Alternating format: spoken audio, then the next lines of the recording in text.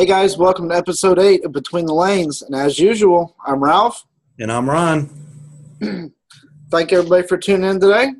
And like I always say, if you haven't liked our Facebook page or YouTube page, please go like it, comment it, and share. If you like it or comment on it, your name will go in the raffle bucket.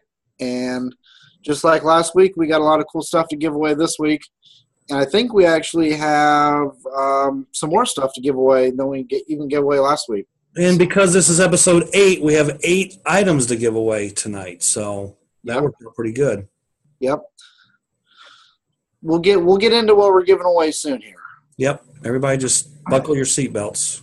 All right. Well, as usual, let's get the race results and race announcements out of the way because we do have a special guest this week.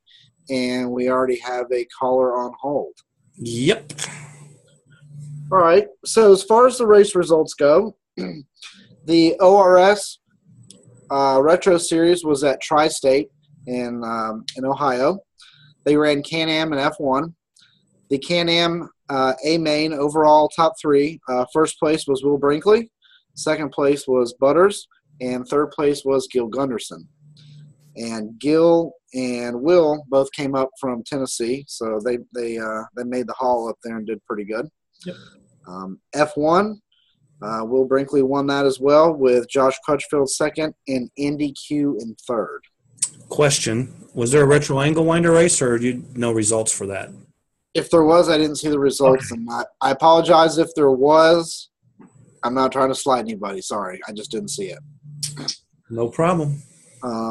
The Ohio Challenge Cup also kicked off their season with a first race at Haven Raceway, owned by Justin Porter.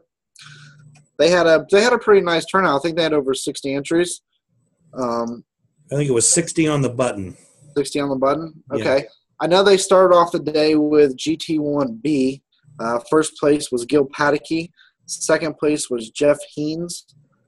Third place was Jim Bandez. Whoa. And so we don't get out, it's Pataki. Pataki. Because I called him Pataki for years. And Okay. Gil Pataki. I apologize. And you know what? I might have even butchered Jeff's last name. I don't know. That's okay. If I did, let me know. So after GT1B, they ran a GT1A. And first place was Bud Bartos. Second place was Ron Vensick. And third place was George Kostakis. Followed that up with Group 10. First place was Eric Shirey. Second was Ron Vensick. And third place was Jeff Heens again. And the last class on the day was GTP. And that was won by Ron Vensick. Justin Porter was second. Eric Shirey was third. Okay. And you were busy racing at the USSCA race, right? Yes, I was at the USCA race in South Bend. Okay. And we had a pretty good turnout. We had, of course, 5 classes as a norm there. And they started off with 4.5-inch stock car, and I won with Toby Kendig second, and Terry Watson was third.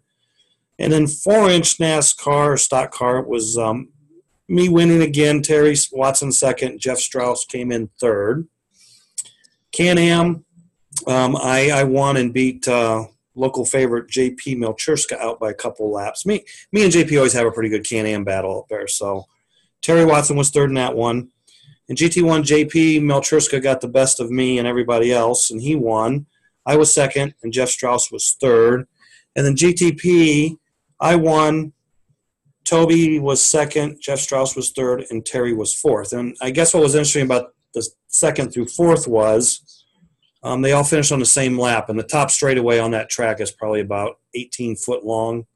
Oh, that's pretty cool. Yeah. And those 3 were all on the same lap, and Toby was going in the bank, and Jeff was about down the middle of the straightaway, and Terry was in the top turn. So, and we ran 2 separate races, and Toby and me and Terry was in the first race, and Jeff came out of the second race. So Jeff got third out of the second race. The second race, all right.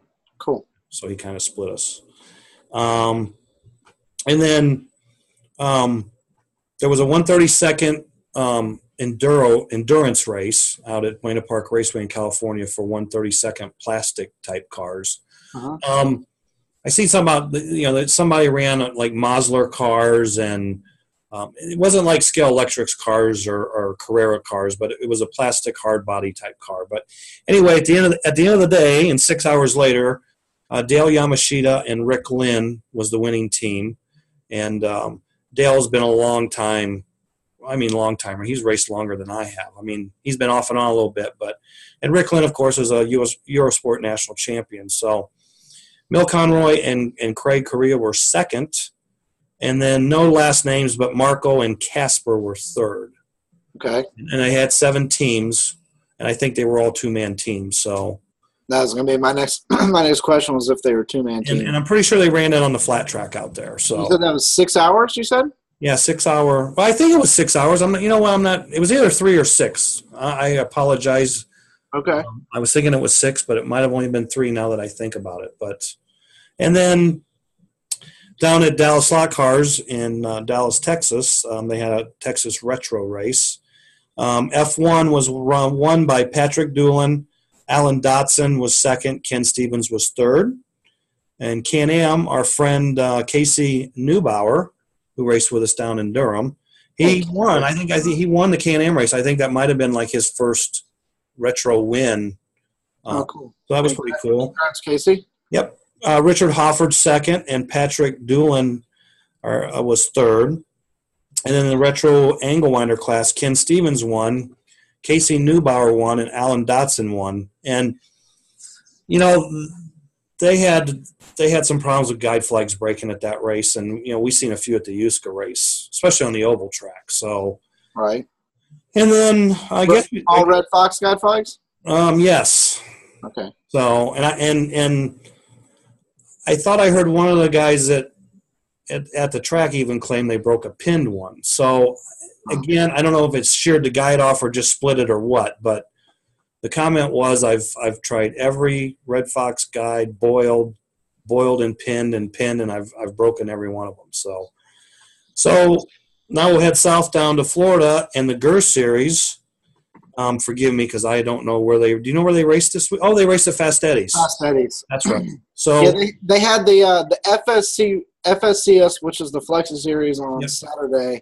I think the Retro Series was on Sunday. So those guys had like a little bit of a doubleheader. Right. Weekend at the same track there. So the GER race on Sunday, stock car, we'll start with stock car. Rick Moore was the winner. Jeff Bonanno was second. Terry Tawney was third. Can-Am Rick Moore won again with Roger Hubry second, Jeff Bonanno third. And then in the IMSA class, which this was the first I'd heard of it, I guess they run the Retro Coupes and the Can-Am Plus together in one class, and they call it IMSA. Yeah. So that's kind of a cool little twist on it. Yeah, and Rick Moore was a winner again, so he pulled off the clean sweep or the hat trick. So congrats to Rick Moore. Roger Hubry was second again, and Doc Doherty was third in that. Okay. You have the other results from Saturday? Yeah. So they kind of split up into what they call Group 1 and Group 2. Right. I think the Group 1, is a little more experienced racers, and the Group 2 are maybe the newer people. So in 4-inch NASCAR in Group 1, you had Nathan Pickett. Second place was Dennis DeMol, and third place was Doc Doherty. So then you go to the Group 2 race, and you had Brandon Beasley first, Austin Craig second, and looks like Denny Neighbor was third. Okay. LMP, which is, they call it JK LMP, Dennis DeMol won, and Nathan Pickett again was second. They were tied on the same lap. And third place was here's a name from the past for you here, Jason Burnside. He was third, just 2 laps back. I know a lot of people who did USRA racing back in the day know all about the Burnsides. I knew Jason was going there because he was on the hunt for a particular body, and he said he was going to go race. And okay, so he must have found bodies, or maybe he raced with something else. But it's good to see, because we talk about from time to time at races whatever happened to the Burnsides, because there was William and Jason, and there was another one I can't remember. But there was 4 or 5 of them. Yeah, I think their uncle raced also, Yeah, right? uncle race. So they were quite the clan, and no one has seen them in a long, long time. But people always ask about them. So Yeah, and they raced for Parma for quite a while too, if I recall right. they could have. That was after my time. So Okay. Yeah, maybe around like 2004 or 5 it was, I guess. that would be the time frame. Yeah. Because the last time I actually seen them in a race was uh, the USRA Scale Nats in Mineral Ridge, I think, which was in 2003. So Okay. that's the Gotcha. last time I seen them. Mineral Ridge or Miserable Ridge? To me, it was Mineral Ridge, but a lot of guys, I guess, struggled when they went there. It wasn't the cleanest, tidiest deal, but the tracks were well worth racing on. So, All right. So not to get too distracted here, or it's not a good sign we're distracted early on. So group 2 of the JK LMP. First place was Mike Mook. Second place was Austin Craig, and third place was Denny Neighbor. And the final race of the day was GTP. And you had Brian Ambrose winning that one, and Dennis DeMol was second. And Brian and Dennis were separated by 2 feet on the track. close. Third place was Roger Houbre. Hooray!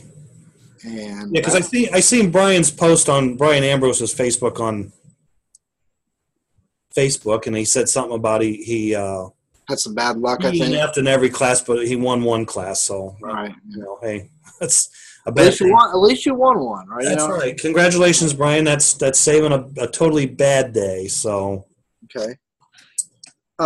As far as race announcements go, I know the Penn Ohio Retro Series is kicking off next weekend. No. At Fast Tracks. This weekend at Fast Tracks. That's what I'm sorry. This coming weekend, at Fast Tracks.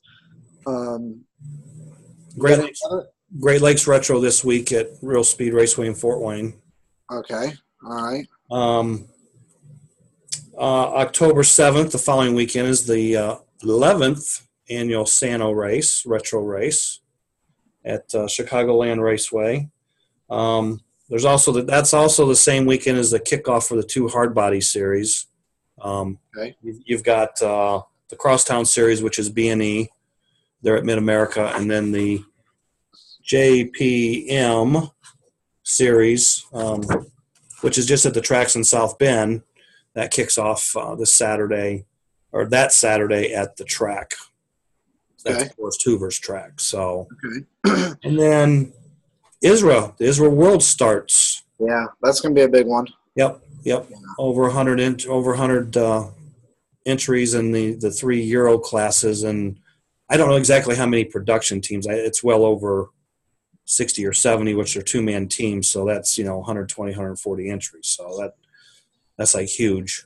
Yeah, and that's if everybody shows up. But I know most of the American guys are leaving here in 2 days on Friday the 29th and flying over. So and there's going to be pretty good American representation this year. So yeah, hopefully one of you Americans will make us proud. And yeah, I think Justin and Michael Colvin they just got there. Okay. Maybe today. I know Roger Schmidt's going. Chubby's going. Wes is going. Matt Bruce is going. Casey Scott. Bradish. I think there's some other people from California going. Maybe Jason. Mike Who. Rick. I think Rick Lynn's going. And Herman James, I think, is going. Rick Dodge is going. I mean, there's a lot of guys going from here. Yeah, I think there's probably close to 18, I think. But so good luck, guys, and be safe and have fun. A couple of small things I wanted to just bring up too. I don't know if you followed along. The racetrack Trains and Lanes in Pennsylvania, they've kind of been remodeling the racetrack. I think they redecked it and rebraided it. They put a lot of work into it. Yep. And it is now ready for racing, and they're going to start off a weekly racing series this weekend too. So if you guys are in the Pennsylvania area and you're interested in racing, Well, check out and the I lanes. think they have one of the few remaining original Engelman tracks, which that's the track that they just redid. And then they have a Blue King there. It's not an American Blue King, but I don't know who built it. It might be an early Hasse, but I don't know that for sure. But they've got an early edition, non-American King track. So, and then on October 14th, down at Tracy Brown's Slot Cars R Us, the track, they're going to have their hard body Halloween NASCAR race. Yeah. That's on October 14th. And the following weekend, they're going to have their Hillbilly Howe wing car race. Yep. So, the wing car, we don't talk too much about wing cars on here because not tons of races, but that will be a big race because everybody loves to go to Tracy's and races. So, and tracks. Yeah, and Tracy's having the Nats, so yeah. Guys warming up or trying to get track time, figuring out stuff. Well, and every race between now and then is a warm up for the Nats. So. Also, of minor note, we've got some people in the South here that go to a, I guess you can call it a club track. It's in a guy's basement at his house. It's in Prattville, Alabama, and they call it the Dungeon. Right. It had kind of been down a little bit. They had some wiring issues or whatnot. So he's finally got his issues figured out, and I think they're going to get back to racing on October 7th. So. Yeah, racing's kicking off. Everywhere. And, I thought it was interesting, too. There was again, seeing it on Facebook, there's a drag strip raceway in Tennessee, and they had a no entry fee race on Friday night. Just come race for fun, and they went up with 118 cars. I mean, that was pretty good. I mean, so I don't know how many people versus how many cars, or that could be 11 guys entering 10 cars each, but I don't know if they had a car limit per person. I don't know. But I mean, it wasn't a flop. 5 could have been 10. Yeah. Either way, it was, a lot of drag tracks, they shoot for the 100. I mean, everyone wants more, right? But most of the time, when you hear them say, "Did you have a good night?" and they say, "Oh yeah, we had 100," So. Yeah, so I mean, they had a no payout fun night, and I think I seen too that like Dallas Slot Cars last weekend had like over 340 cars for 2 days of drag racing. So. That's huge. And those are pretty much just weekly shows. That's no big special race or anything. So. Yeah. Well, one of these days we're gonna have to get into some drag racing. Well, yeah, and we'll have to have some drag racing special guest on, and. Yeah. And we're going to have to get into the payout situation because that's a whole nother thing. I'll have to have security that night. Yeah, you're right. Yeah. So, all right. Anyway, so we've had a caller on hold here. I don't know who this caller is. So let's bring him on. Let's see what we've got to say. Welcome to the show, caller. Who is this? This is Guy Spalding. How are you guys doing? Hey, Guy. How are you? Good, Guy. Welcome. Yeah. Thanks for calling. Things have been well. Sure glad you guys put on this show. It's quite a relief. Well, thanks. Thank you. We appreciate you listening. I just had one general question, technical question, if you'd like to entertain. Sure. We've been zapping ceramic magnets for a while. What are we going to do with these magnets in the 4002s? Well, that's all you, Rod. That's all me. Yeah. I have personally not zapped a pair of those because before I ever thought about zapping them, or before I ran the motor, even after I've ran the motor, other people that had done it had reported to me that I don't want to say it killed the motor, but it did not work well.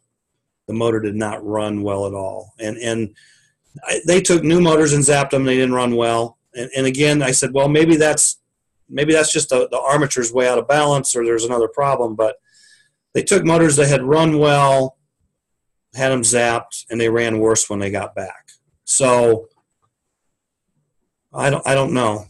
And it's kind of the preferred way to zap a motor is not with an armature in a can, but that's sometimes how you have to do sealed motors, and that's how you do ceramic motors as far as 502s, 501s, or Pro Slot 2000, 2001s. But Guy, are Well, you you can add me to the list of people who have ruined a perfectly good motor by zapping it.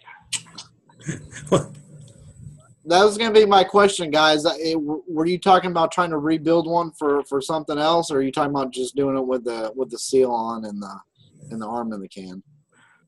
Oh, I was thinking about rebuilding them for a number of classes that we're seeing around here. The only guys I've known that's done it have been sealed motors. They zapped the whole motor. So and they sent them off to Alpha or Cofer to have a zapper capable of doing it, and it did not work.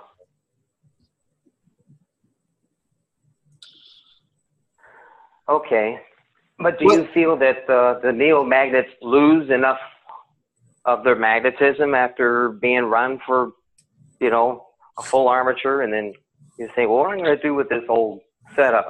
Let me put this arm in it. Well, to be honest I'll have some fun in this class. Okay, well, to be honest with you, I have in the BRS series we run the retro angle winder class, and we can build our own motors using a big dog arm or a puppy dog arm, and of course, big dog's faster. So I just took apart some old motors, knocked the seal off them, took them apart, cleaned them up, put ball bearings in them, stuck my big dog arms in them, and they run great. I mean, I didn't even think about sending the magnets out for zapping, and those motors all had lots of races on them prior to me taking them apart. I mean, they were motors that had run good for a really long time, and finally kind of gave up the ghost, and just kind of sat here in a pile. And I thought, well, I'm gonna knock these apart and put my big dogs in there, and didn't zap them, and they run great. I mean, so. But you think of it, that's really good news for the new motor builder. They don't have to worry about buying a zapper. They don't need one. Right. Well, magnets. Yeah, you just glue them in and go for it. Right, and to buy the zapper to do those magnets, they're going to spend $3,000 up to do Neo mags. Yeah, to do the Neos. So, we're talking the plastic poly Neos that come in the motors. No, we're not talking the hard Neos that drag racers run in their motors. And that's a good question because I've never really talked to any drag racers. Have you zapped your hard Neos, and if they run different, better, worse? I have no communication there, so I can't comment on the hard Neos. But with the soft poly Neos, like you're another one. Everyone I've talked to said no, don't. It kills it. So, like I said, I took motors apart that had a zillion laps on them, and they were great. Well, do you have a Gauss meter? It's just an element that the new motor builder doesn't have to deal with that we did in our age of ceramic magnets. That's cool.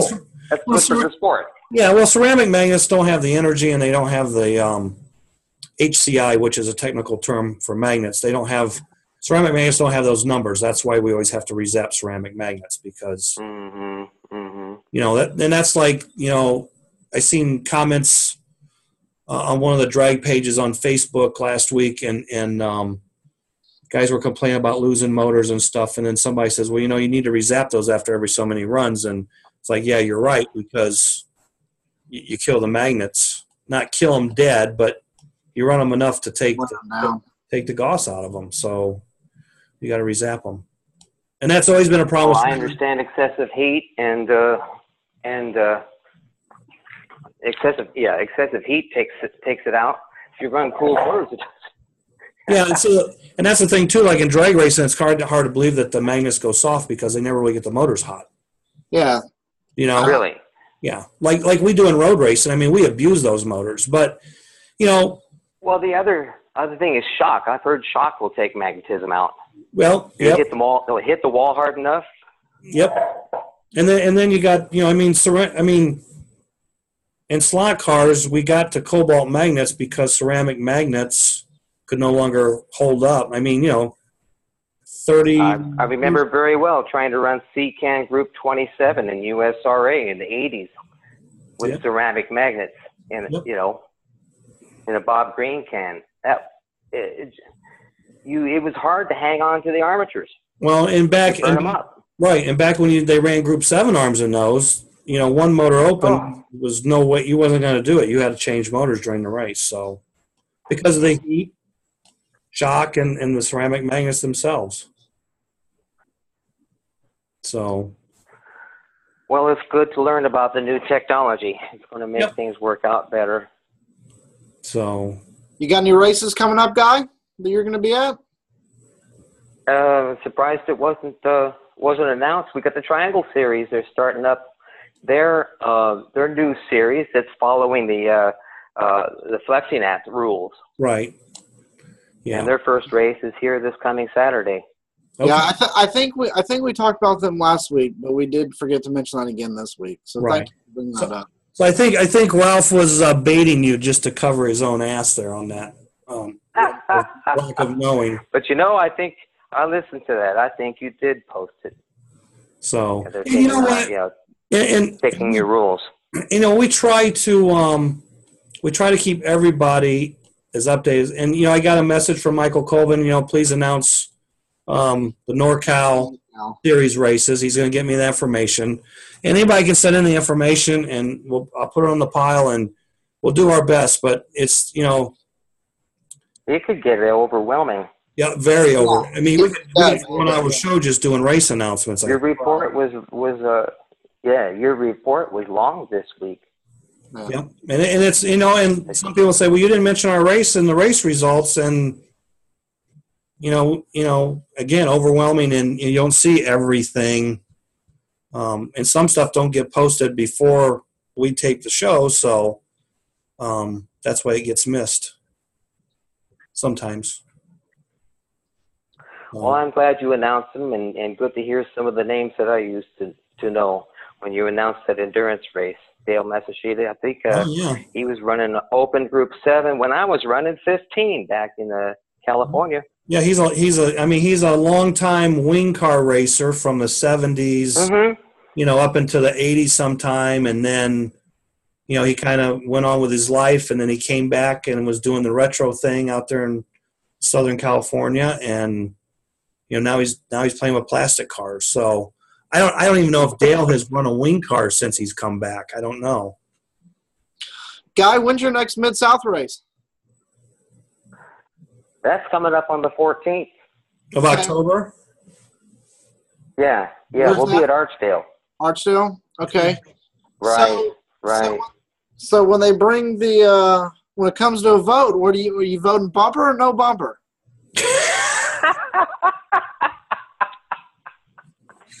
Ralph, you might have to you know my vote.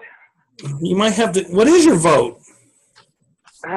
He's gonna vote for a bumper, then bring the car up with no bumper.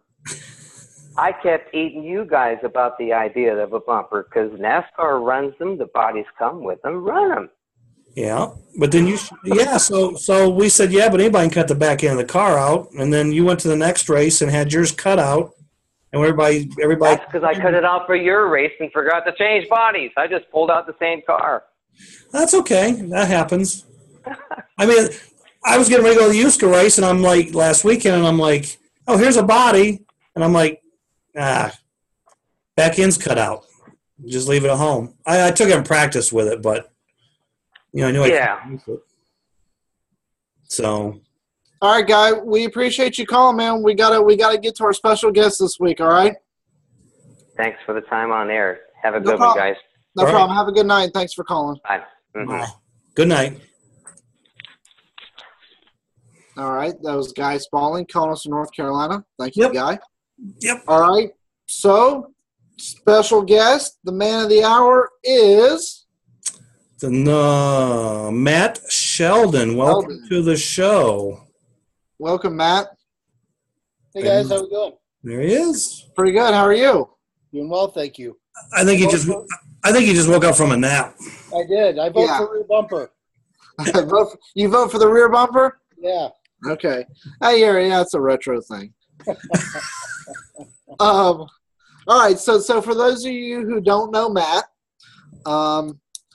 Matt is now in Colorado by way of Chicago. Were you originally born in Chicago? I was actually born on the naval base in Connecticut. When my dad was in Vietnam, but okay. Generally, I grew up in Illinois pretty much most of my young life. Okay, because I know when I met you, it was in Illinois, in Chicago. Yeah, we met him at a Sano race, like, I don't know, 5 years ago, maybe? Yeah. 2011. Okay. Well, So- 6 years ago. For those of you who don't know Matt, Matt's been a long-time slot car racer. He owns Duffy Heavy Metal Industries, which produces retro chassis kits. He's got some reamers, and I think he's got some other couple things in the works. I don't know if he's going to tell us about them or not. Top secret. Yep. He also runs the Rocky Mountain Retro Racing Association, and he's a big part of that group out there. Matt, I know you personally carry all kinds of people with you to in races. You hand out cars. I know you do everything you can to try to get retro racing growing out in Colorado. And I heard through the grapevine that you may be a track owner soon too, but we'll get to that. So just tell us a little bit about yourself and how you got into slot cars. Well, my slot car started, my dad raced throughout Illinois, mid-60s to the mid-70s. Was just your average racer, probably more of an enthusiast than really competitive guy. But, he drugged me around to various races and would hand me a pocket full of quarters, and I'd play on the pinball machines, right, while he raced, And when he quit, or I shouldn't say, I think he quit just due to logistics of tracks. Tracks started closing down. We used to have one in the Rockford, Illinois area where I pretty much grew up. And once that closed, at least his ability to go run on a regular local basis kind of stopped. So he occupied our basement with an HO track, probably like a lot of people during that era. And so, I ran HO stuff just on a recreational side of it. As once I graduated from college, I had moved to Michigan for a little while, and there was quite a big slot car following, at least at that time. And there was one track right in Waterford, Michigan, that I really was kind of introduced to flexi cars at that time, and just kind of fit everything that I wanted. We had a pretty good group of guys.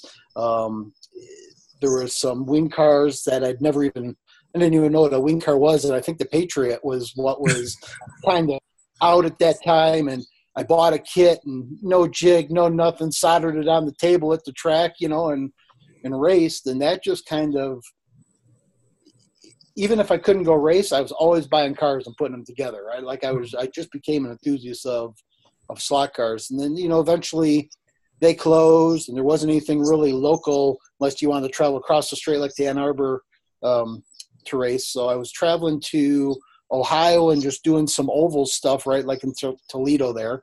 Right. Did that for a little bit. Wasn't really my thing. I wasn't very competitive at all, so I wasn't having fun, and just really kind of struggled. Just wasn't having fun.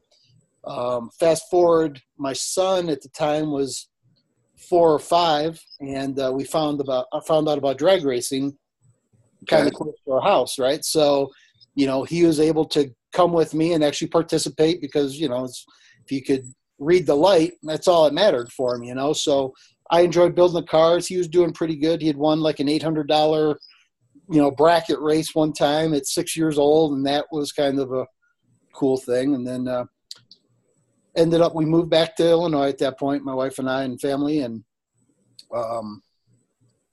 basically where I was positioned was right in the middle of between going to Chicago and racing or going up to Lucky Bob's up in Milwaukee.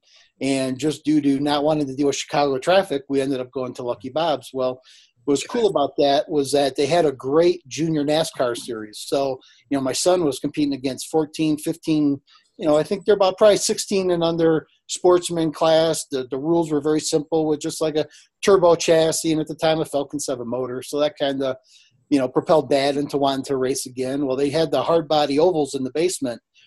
And when it was first introduced to me, they used to have these guys coming at 9:30 at night. I'm like, who comes at 9:30 at night to go slot car racing? Well, I quickly found out 35 to 45 guys religiously, every single Friday. And, that was probably, I was kind of mentored by Itch and Joe Klosky. And really that changed at least me being competitive in slot cars, right? Because I finally learned the right way to do it, not just putting a car together, not just, so. Right. From that, it's funny how that can make such a difference too, right? Well, it was huge, and I can see now why sometimes people are, I help people because I know the difference it made for me in slot cars the minute I got help, right? But I can also see a lot of people's point where you dedicate time. The guy maybe comes for 3-4 weeks and then you never see him again, right? So I mean, it's a struggle, but I think you still have to just go for it and just see if you can get people to stick, And I know that, I try to be as approachable as possible. Anything in my box is open to anybody. I've always had that mentality because that helped me at least, with my racing, and I'm not a great racer, right? I'm an okay local racer, but nationally I'm just here to have fun and enjoy the hobby. And like I always say, I mean, you're not going to get better unless you race with better racers. And, even if, everybody wants to win and everybody wants to beat that guy, but it takes work and time to do it. Now, I've seen some people come in and do it real quick, and some people never really get the hang of it. But when you race with better people or better racers, you learn from them. Plus, if you go out and have a cleaner race and make laps. For more laps, yeah. You learn a lot there. Like I try and tell people, you're not really racing. You're just kind of going out there and running a pace, a comfortable pace. And maybe that guy will be faster and push you past your limit. Some people can handle that. Some people don't handle it. But you're only going to get better when you race with the better guys. And you help people. I help people. People ask questions. You help them. So, and as far as you mentioned Joe and Itch at Lucky Bob's. I mean, I don't know if you were racing with them on the hill climb or the oval, but, I mean, there's really no better oval guy than Joe to learn from. I mean, Joe is unbelievable on an oval, and he's just as good on the hill climb. He's an all-around good racer, but, ovals is his thing. Nice guy, approachable. I remember the first time he helped me set up my oval car, right, and he put a Wonder Rubber on one side and a treat on the other. I'm like, what are you doing, right? It didn't even make sense, right? Now, heck, we do it sometimes on a retro car, so right. But that kind of knowledge, without that help, I would have never known that ever, so there's just so much to learn. And, because of their help, not to say I wasn't really scared of the car, but I wasn't nervous to try new things, right? They taught me how to basically test and tune and different things to try. And that really just changed everything. I mean, I might not be the greatest racer, but I feel like I have a pretty vast amount of knowledge now simply because of that start, And when the cars work better, it's just more fun. You just, and then you just get sucked in more and more, really. Right. When you get a car that just won't come out of the slot no matter how bad you drive it, that changes you. It really changes how you view slot cars. You at least know, that slot car setup is important in your racing. And this, I won't get into my rant, but this brings me to a whole nother thing too. Is so many times I go into racetracks and you see raceway owners and they have somebody who wants to rent them a car, and they just hand them just this pile, like an old FCR with, braids that look like that and burnt to a crisp, and the kid takes it, and the kid can't go around one corner, and then they have no fun. Right. And they don't want to come back and do that. Right.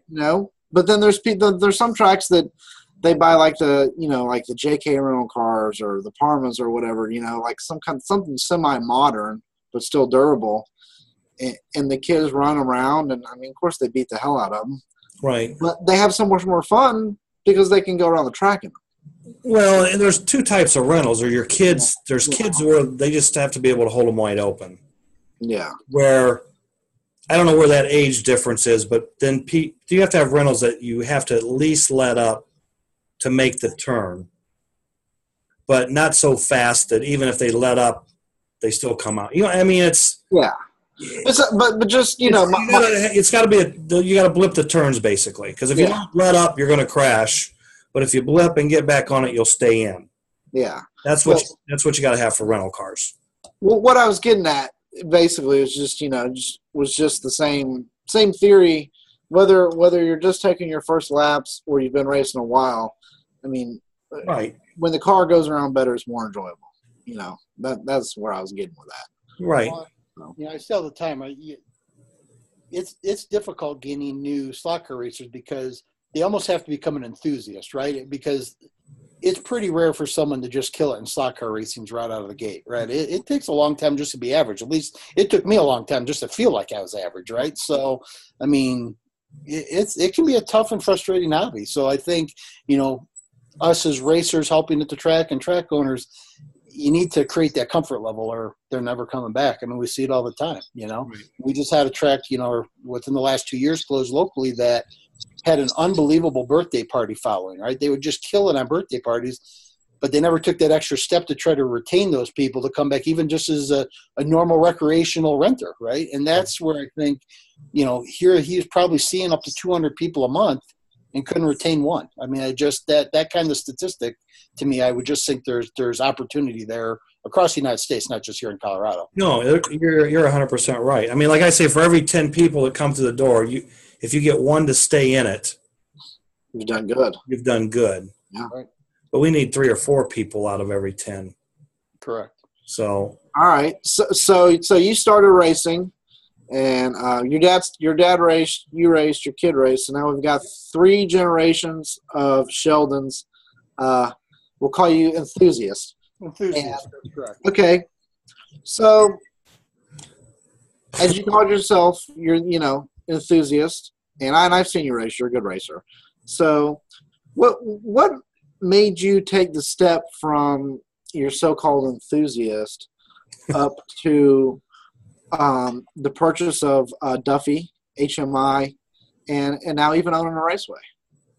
So, I'm sure probably 90% of people out there, right, all have this dream of owning a raceway, right? I mean, I think it's, everybody always thinks they can do it better. Maybe they don't have a track locally, right? But the fantasy of owning a track, I'm sure, is pretty high for a lot of people, right? And so at Lucky Bob's, the family atmosphere they created, like I said, everything about that experience over those few years that I was able to race there really changed me in how I view slot cars. And I always wanted to kind of replicate that experience, should I ever have the opportunity to get a track. Right. So when,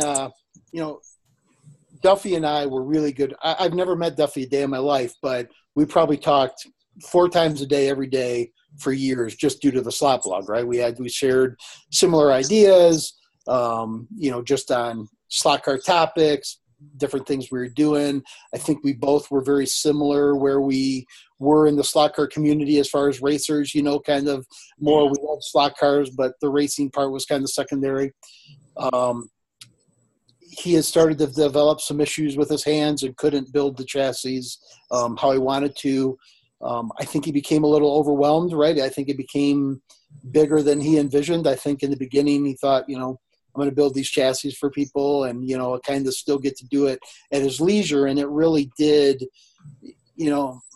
Mike, a.k.a. Duffy, was an unbelievable person, right? He was really a craftsman and very skilled. So He had all these ideas, and it was his way to project that. So he had come to me and, it offered me the opportunity to purchase it. And I built a couple retro cars here and there. I was the owner of probably 130 different Can-Am chassis because as an enthusiast, I felt, in the beginning of Retro Ride, I had to own everything, right? Like I bought whatever I could find that was different than what I had in my box. I just bought it, right? And so I probably only ever used 25% of what I bought, but I learned a lot just from seeing everybody's different stuff, right? So, and he was sending me stuff to try, and I'm not an expert driver by any means, but I feel like I do pretty good with the setup. So I was giving him some feedback and such. Well, when the opportunity came, I was nervous at first, and Tony P came on board and said, "Hey, if you take it over, I'll help you out with it." Tony was a big part of the initial War Beaver kit and such. So it seemed like a great idea. Duffy's quote used to be, "Seemed like a good idea at the time." Well, that's exactly what we just worked out. Well, then, so it took a while to get Duffy was dealing with a lot at that time. So it took a lot to get everything sent over. And, we had a lot of issues right off the bat. And then unfortunately Duffy passed. So that pretty much, I have a regular career that consumes 100 hours a week, of my time. So I was really in a bad position because at the time to create tooling that he had that I never got, stuff like that, and Tony, helped me as much as he could. But at the end of the day, we really had to figure out a whole new way to create these kits. And then I had some life setbacks with a divorce and some other stuff. So I really kind of put the whole thing on hold because, you know, I'm the type of person that I would rather not offer it to the public if it's not 100% A, how Duffy made it, or B, how I want it to be, right? So I really kind of put the project on hold. After probably like 8 months, got rejuvenated, got things going again. We had a lot of issues with the prior person that Duffy was having cut the parts. We were getting bad parts. So it was, I learned a lot about brass grain. You can have 10 of the exact same brass model types and have completely 10 different pieces of brass. So I've spent a lot of money to learn how to fail at this. So we're finally back on track. We have parts in stock finally again. So it's been, I've loved the challenge, right? And I've learned so much. So I can't stop at this point, right? Like I have to complete this. So we have some new kits coming out as well. So I'm not 100% ready to explain everything, but sure, yeah.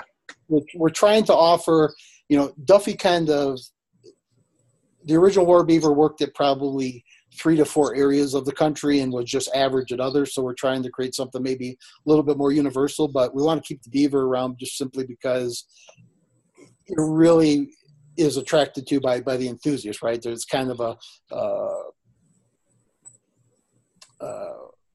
it's a chassis that you can feel like you actually scratch built, right? It's not necessarily a kit per se, and that's I think then comes with the pre-built rails and stuff. So you really, for the first time builder, they can just solder it together and learn a little bit about chassis building and then get ready for the next one. So correct me if I'm wrong. Didn't Duffy do everything out of like basically a small apartment in Brooklyn, New York? Sure did it all by hand. I mean, you know, and I think that was part of his manufacturing problems, if you will. Just no space and limited time. And now you've moved it kind of like into a bigger facility or bigger area to be able to work and get the stuff made and done. Yeah, he was hand cutting so much of the details of the chassis, right? And that's why they were so perfect, right? Like he wanted to have control of so much of that, but from a production standpoint, he was limited on how much he could actually get out. You know, I mean, he probably had about a 50 chassis a month demand and could only probably do 10 to 15, right? So it was just, you know, and I've unfortunately had to witness this firsthand, you know. So we're at a point now where I feel that we can keep up with production and then still offer new stuff and keep things going now. So, and you offer a couple other things other than chassis kits too, right? Yeah. You know, I came up with you know, obviously Ralph, at one time, I think you had reamers and, you know, there's been reamers out there, but I wanted something a little bit that had a decent handle on it. So it was comfortable. Yeah. You know, I really searched hard to get that handle. You know, the handle seems to be what is selling the reamers so well. They are very, very nice. Very nice. Reamers. We've done really well with them actually. And, it's a great price. You can't beat the price for the handle you get too, you know? Yep. So that's worked out good. You know, like everybody, you know, we've been working on some oils for bearings and, you know, we have these prototype bearings just through my normal business. I have a supplier that we get high-speed bearings from, and they had these titanium nitride coated bearings, and they seem to be doing really well. The price point's been good on them, but they're very difficult to get. You know, I've ordered 5,000. I think I've been waiting 6 months to get them, you know. So Ron knows the deal with dealing with China sometimes on some stuff. So where do raceways find your stuff? Well, so we're working on that. You know, okay. My end goal, so we ordered a water jet cutter.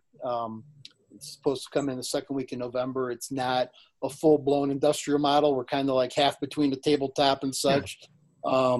My goal with that is to be able to offer private label manufacturing for even, you know, somebody wants to build just 2 of their own kits or whatever, to offer a service like that. I have an engineer that can quickly do drawings and such. So, you know, that's my long-term goal with it, is not only to offer our own, but, you know, maybe help the hobby a little bit and let everybody be a chassis manufacturer. It doesn't really, you know, bother me, but I'm hoping by doing that, we can get a price point to where we can get our products into distributors as well. You know, I'd like to really, you know, offer the full service across the board, but, you know, as always, we'd like to sell the raceways before a direct end user, if at all possible. So, and they can contact you on the Duffy HMI Facebook page, and you're on Slawbog a lot. A lot of people probably see you on there. So, So, Cool. I want to hear about the track. Yeah, so that's where I'm going next. I want to hear about the track. Give us what kind of track is it? Give us some history. I mean, what do you got here? Well, so what we found, or it found us, I guess, about a year ago, a member on Slot Blog sent me a private message and said, there's a American King track in the basement. There's been an unfortunate situation in the family, but I know the family really well. If you want, I'll put you in contact with them, And so at that time, I wasn't thinking about owning a raceway. I mean, we talk about it all the time, but, I'm like, okay, well, at least put me in contact with them. Let's see what they have. I didn't hear anything, right? Like a year goes by, not a peep about it. And then all of a sudden, I got a Facebook message from a family member of the person that had it in their basement. And then, I don't know, I responded. There was no response after that. It kind of became a ghost again for like 3 months. I think, Ralph, you had mentioned one to me as well. Then there was someone else that said, hey, actually Josh Crutchfield, hey, here's this track, So I'm like, they don't respond, I don't know what to do. And then finally, it was a Saturday afternoon, I got a response and said, would you like to come look at the track tomorrow? And so a couple Sundays ago, I made the trek over there. It's about an hour away from us. And here's this, they have the documented paperwork from when it was purchased. It was built in October of 1962, American Blue King. It might be the oldest one that at least I've heard of that exists, So I don't know exactly the history on all of it, but the surface was redone by Haase. It does have modern spacing now, which was kind of a turnoff. I was really looking for that Tom Thumb, feel for a track, but overall for the price, we paid for it and just trying to keep that track up and running here in Colorado's, became kind of, and hearing the story, right? The people we bought it from were so compassionate. The whole family was involved and there was tears and, it was hard not to feel motivated, right, to try to do this. So we're actively now trying to find the building, which, I'm sure every single person that has a track wants a track. I'm sure property is always the number one battle, and we're battling that. Here in Colorado, where we are at least, to get retail storefront of any kind, you're going to pay $15 to $20 a square foot, right? And we need to be anywhere between 4 to 8, in my opinion, to make it financially reasonable to do it. Because while we have a decent group of racers, getting all those racers on the same day is, a very big challenge for us, right? I mean, it could be anywhere from 6 racers to 15, and 6 doesn't support a race. We all know. So, Right.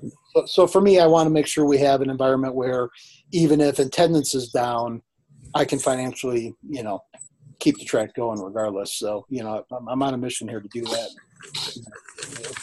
I'm not trying to cut you off, but it's like that's great. I can talk all night, so you're good. Well, we could talk all night about it. I think what Ron's trying to say is that you're graciously donating a Duffy HMI chassis kit to one of our to Lucky Raffle winner tonight. That's what you're trying to say. Right. It's the reward for being able to put up with listening to me talk for so long. There you go. No, you did fine. So the first person. And what are we giving away? We'll give away one of Matt's Can-Am Duffy Can-Am chassis right here. Here we go. And the winner is a gentleman named John Sullivan. Okay. Which John, if you're listening. Yeah, I don't know who John Sullivan is. I mean, I don't know where he races but he's obviously on Facebook and stuff, and he follows racing and follows us. So John, if you're listening, contact Matt, and Matt will send you the kit. And that goes for everybody who wins anything. Contact the manufacturer. And this guy will probably contact me and say, hey, you SOB, like we raced together 10 years ago somewhere. And I'll be like, okay. Then I'll remember him. Okay. So next up, Mike Swiss at Chicagoland Raceway. He has donated 6 Red Fox foiled and pinned guide flags. And this winner will receive all 6 flags. And that winner is Russell Martin. Russ Martin. Cool. There you go. I know that guy. Yeah. Okay, so that's the Swiss guide flags. All right. And then I'm going to donate 2 decal prize kits, we'll call them. They'll just be random chassis skins or NASCAR decal kits or number kits. There'll just be a couple different decals in the box. Just Am I pulling one or am I pulling two? Two total. Two. Yep. 2 prize packs. Okay, Ralph, just real quick. Who said we'll be back in 2 and 2? Or 2 and 2? You got me. You remember that, Matt? We'll be back in 2 and 2. Well, Or 2 and 2. Or Is this some old people thing or something? no, it's an old show. It's an old. It's an old people thing. Okay. in modern times, Drew Carey said it. I know. So Okay, well, it was Chuck Woolery on Love Connection. Remember? Yep. Ralph's like, huh? Okay, first winner, Ronnie Schneider. Ronnie, contact me. Okay, have your people call my people. Yep. Winner number 2, Ralph Thorne, RTRs, decal kits. Carl, I'm probably going to butcher it. Stalin or Stalin? Staehlin. Carl, call me. Call me. Would that be call me with a K or a C? Because his Carl is with a K. Call me with a K. All right. And last but not least for this week, Roger Schmidt, Mid-America Raceway. They manufacture a few products. And he has some acid flux. And he wants to give away 4 bottles of it. So one winner is going to get 4 bottles of acid flux, and that winner is Dave Collins. All right. I went to school with Dave Collins, but this isn't the same Dave Collins. So. All right. So we got 3 more. 3 more? Well, yeah, Dave just won 1 bottle, not 4. Oh. We got 4 winners. That's right. I misread my cue sheet here. Take you a long time to go through 4 bottles of flux.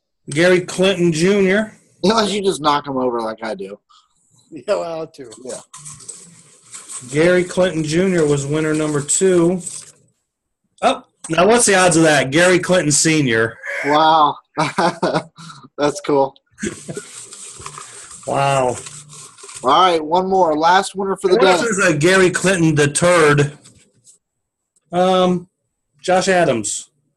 Josh. I know him. Okay. Tennessee. All right, I know all these guys. get a whole message Roger Schmidt on Facebook or give him a call. And Roger ships many packages a day out, so I'm sure he'll get those out to you pretty quick. Okay. So we were talking earlier about races coming up and stuff, and I forgot to announce this, but we'll announce it anyway, but I think most people know about it. But the next Flexi National Racing Series race is at Tri-State Raceway, Middletown, Ohio, October 14th. Mm-hmm. And there was an announcement made this week, or last week, Yep. about new racers and junior racers or kid racers. Right. So explain that, Ralph. Okay. I mean, basically, we just wanted to try something. We want to help try and get more guys to come to races. Right. We want to get more local participants, and we like to see younger people racing. So we came up with a couple ideas, and we know it's not much, but we're trying things, and we're just going to try and see how it goes, and if anybody has any suggestions, we want to hear suggestions, and we'll see how it goes here. But so the first, the 3 things we're going to try is it's going to be every racer who enters all 3 classes. They will receive a free body from either myself or Ron of your choice. So, I'll bring 15 GTP bodies, and Ron will bring 15 NASCAR bodies. And I'll just whatever assortment or whatever. So you just say, I want this one or I want that one. So you sign up for all 3, get a free body. All first-time FNRS racers. So if you've never been to a FNRS race, we want to give you $5 off of your entry fee.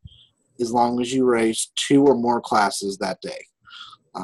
So break that down for us. Okay. So entry fees are typically $15 a class on a standard FNRS race. So if you're a first-time racer, and let's say you want to run LMP and GTP, instead of paying your $30, you'll get $5 off each, and you'll only have to pay a total of $20. So the third thing is what we call the young guns, and if you're 16 and under, you qualify as a young gun. And if you sign up to race, we're going to let you race all 3 classes. Or if you want to run 2, you can race 2. If you want to race 3, you can race 3. No matter how many you want to race, you race them for $10. A one $10 fee, not $10 per class. So right, $10, three races, 3 classes, basically. I don't know. Yeah, can't beat a whole day of fun for $10. And Matt Sheldon's bringing cars for everybody. That's right. But, we need to get Matt to a race though one time. Yeah, we do. So guys, if you're in the Cincinnati area, the Ohio area, or Indiana, Michigan, Illinois, whatever, come on out, guys. If you have kids, bring your kids. If we have 6 or more young guns in a class, we'll let the kids race together and have their own race. Right. So come on out. Like I said, we just want to try some things, try something different, try to increase participation, and maybe make it a little bit more affordable, easier for you guys to come on out. Yeah, or fathers, bring your sons along. Right. You could could be a third generation slot car racer. You never know. Like Matt here. That's right. Does your son still race, Matt? He does. He's really into basketball. He's on a travel basketball team, but he comes probably every 3rd month or so, and it's like anything, right? If he came all the time, he'd be probably one of our top 3 guys. But he just puts in laps and finishes top 5 typically, so he has a good time when he comes. Matt, I got to ask you a question though. What kind of hot rod you got sitting in the driveway right now? Right now, I got my STI and I got a GT4. Okay. All right. Nice. GT40? GT4. 4. Okay. I want to make sure. I heard GT4, and I want to make sure. Yeah, no, I didn't have the extra 400,000. Okay. Maybe next month. Next year. Matt's a big BMW guy. Matt knows I'm into some of the older BMWs and stuff too. So he always has the best BMWs though. So. Yeah. They're great. I'll be honest though. I like my STI. I've told you that before. For $40,000, you get a lot of car. Yeah. Cool. Well, I'm sure there's lots of good places that you get to explore with out in Colorado too. You probably less traffic than your Chicago. Chicago's.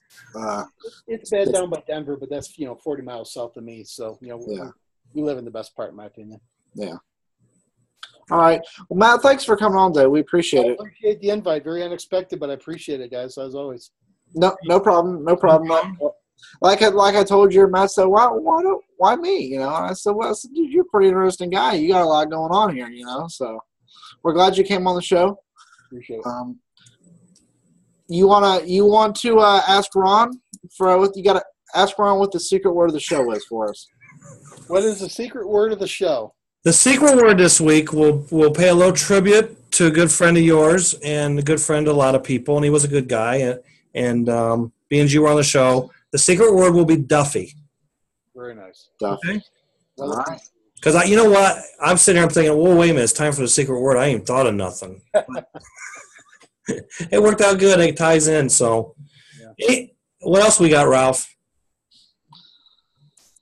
I don't know, but I know you still got a cold pop. Yes, I do. Insulated well. This is you want to give them the story about the insulation? Okay, so most people will probably know what that. If you knew Randy Marshall, you know what that is. That was his big pop insulator. So the last couple of days I've been going through things and bringing them back, and so there was mention that he had stacks of this in his attic. And the only reason he would have this was to make these. Okay? Like, nothing in his house you would insulate with this.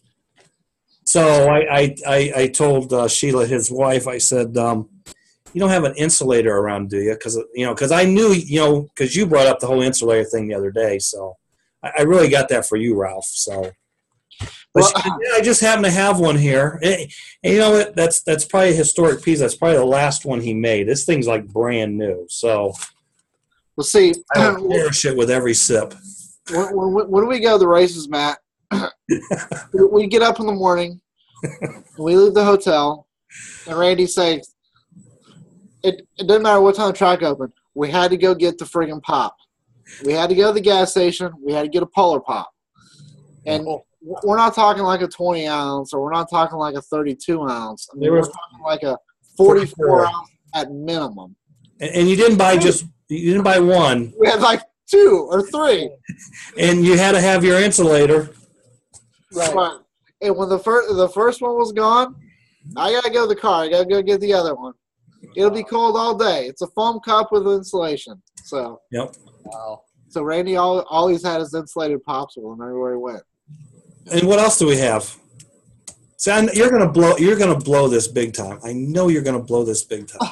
I know you didn't even do your homework assignment. No, yeah, well, we got how-to videos coming up. So did you watch it? Are you talking about yours? Yeah. Yes. Okay. Yeah. You gonna tell them about it? Well, you tell them about it. You did it. No, you tell them about it. You watched it. All right. So I only watched half of it. So. All right. So you can't give me. Okay. So, okay. So Ron did. He had to sit down and build some cars the other night. So he did a 2-part. It's 2 parts on accident, but nonetheless, it's 2 parts. It's a how-to video, and Ron's assembling a Massetti Defender. Yeah.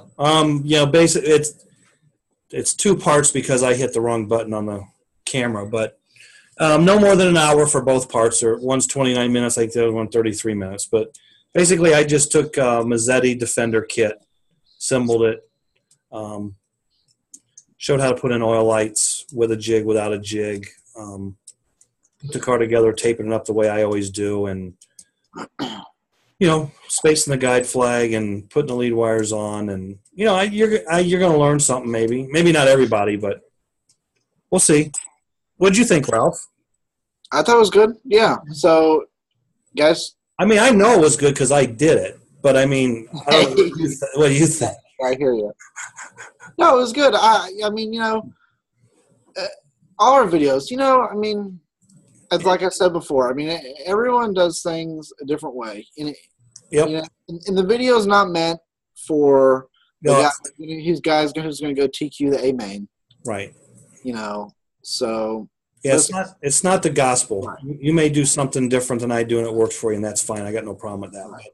But if it's somebody just getting started, or if it's the guy who just came into Matt's new raceway after he had fun at his birthday party and he's raced 2 times and he wants to learn a little bit more how to keep up with the fast guys like Rowdy out there, then this video is for you. It's perfect.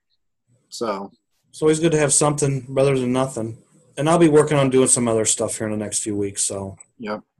And Ralph, you still you are like 3 laps. Yeah, I'm like way in the hole. Yeah, you are down deep. I'm a rider. I'm not even in the slot right now. So. But those videos, I don't know, they're not the easiest thing to do. They're easy, but they're not easy because you got to think through everything before you even start.